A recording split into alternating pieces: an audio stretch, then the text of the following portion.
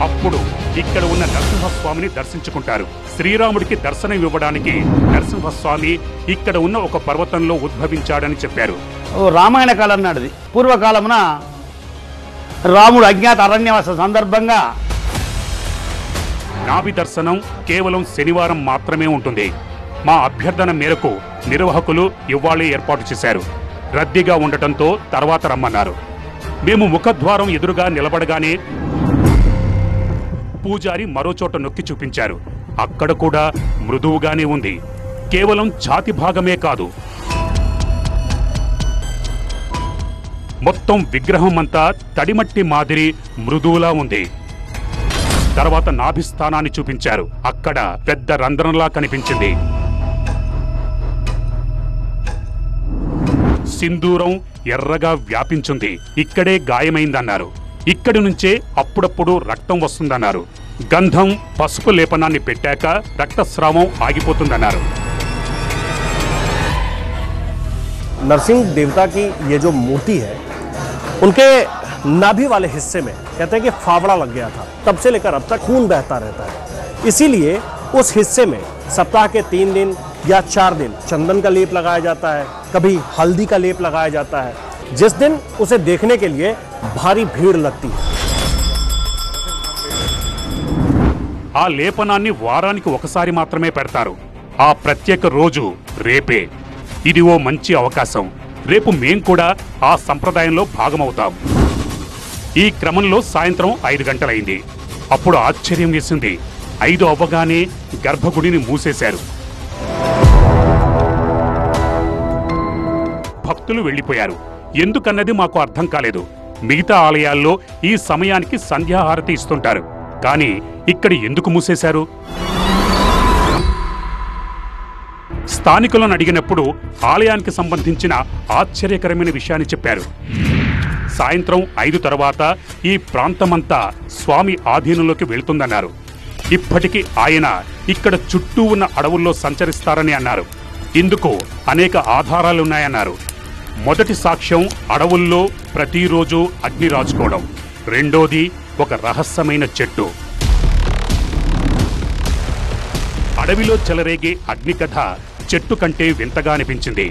100 సంవత్సరాలుగా సాయంత్రం 5 అయ్యాక ఎక్కడో ఒక చోట తప్పకుండా అగ్ని అంటుకుంటుంది. क्रोध में है ना, कभी कभी ये जंगल है ना, थोड़ा थोड़ा एरिया में फायर होते. మా దృష్టిలో ఇది ఒక భ్రమ లాంటిది. కానీ ప్రజలకు మాత్రం నరసింహస్వామి అద్భుతమే.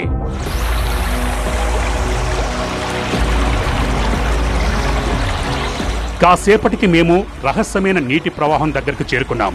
ఒకప్పుడు ఈ ధార నరసింహస్వామిని తాకుతూ ప్రవహించేది.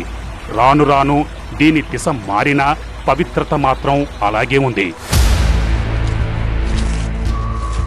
అప్పుడు ఆకులు కాలిన వాసన రావడాన్ని గ్రహించాం. ఆ వైపు వెళ్ళాం. అడవిలో ఒక భాగంలో నిజంగానే మంటలంటుకున్నాయి. మంటలను అదుపు చేసేందుకు ఆలయ సమీపంలో సిబ్బంది రెడీగా ఉంటారు. రహస్యమైన వృక్షం, కనిపించని నీటి మూలాలు, మంటలు చెలరేగడం. ఆలయ సమీపంలో ఇలాంటి ఆశ్చర్యకరమైన విషయాలున్నాయి.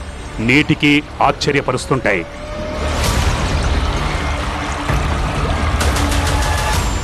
ఇక రేపటి కోసం ఎదురు చూస్తున్నాం.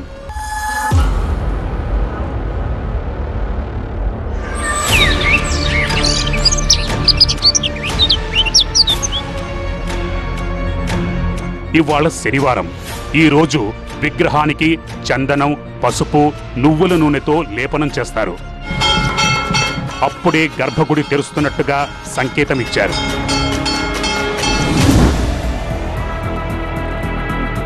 సంప్రదాయ పద్ధతిలో మేము అక్కడికి చేరుకున్నాం. ఎదురుగా నరసింహస్వామి విగ్రహం ఉంది. ఎలాంటి వస్త్రాలంకరణ లేదు. నాభిభాగం కూడా కనబడుతోంది. ఇక్కడి నుంచే అప్పుడప్పుడు రక్తం వస్తుందన్నారు. మూర్తిపై మొదట పసుపు రాశారు. నాభి దగ్గర రక్తాన్ని ఆపేందుకు పసుపు పెడుతుంటారని చెప్పారు. కానీ ఈ సమయంలో ఒక్క చుక్క రక్తం కూడా లేదు. లేపనం తర్వాత హారతిచ్చారు.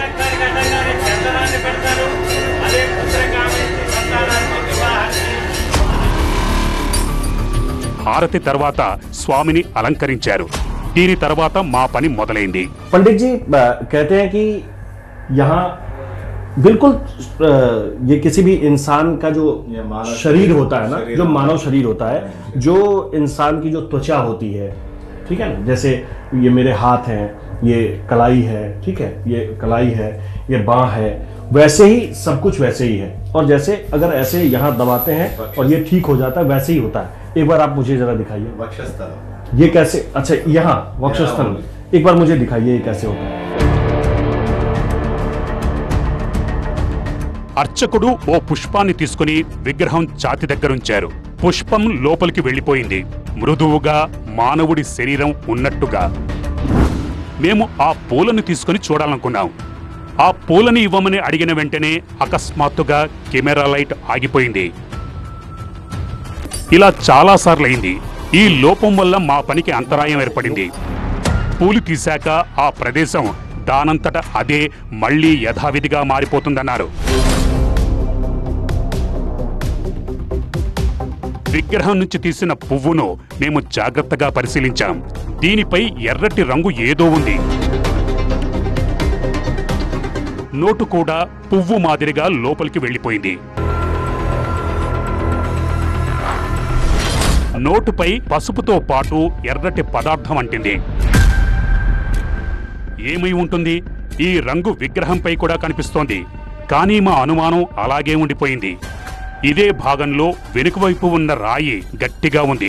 ముందు భాగంలో వెలిసిన విగ్రహం మాత్రం ఇంత మృదువుగా ఎలా ఉంది? ఇప్పుడు రక్తం లేదు, కానీ నిన్న ఆ ప్రాంతంలో ఎర్రని వస్త్రంపై మాత్రం ఎరుపు ఛాయలు కనిపించాయి. यहाँ से अभी भी रक्त रिसाव होता है, खून निकलता है अभी भी, ऐसा मानते हैं आप लोग? गंधम चंदन पसपू गंधम పెడతాం దేనికి नाभि प्रसादन करदेंगे. नाभि प्रसाद बोलते हैं उसको. जो उस जगह से जो चीजें निकलती है, कोई कहता है कि रक्त का रिसाव होता है और उसे लोग प्रसाद मानते हैं, लोग लेकर अपने घर जाते हैं. ఇప్పుడు శ్వాస తీసుకునే అంశం మాకు అలాంటి అనుభూతి కలగలేదు. దగ్గరికి వెళ్ళినప్పుడు అలా కనిపిస్తుందని భక్తులు చెప్పారు. మాకైతే అలా ఏం కనిపించలేదు.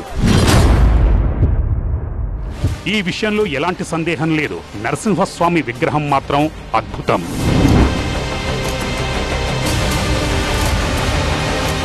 ఇదెలా సాధ్యం? ఈ విగ్రహం ఇంత మృదువుగా ఎలా ఉంది?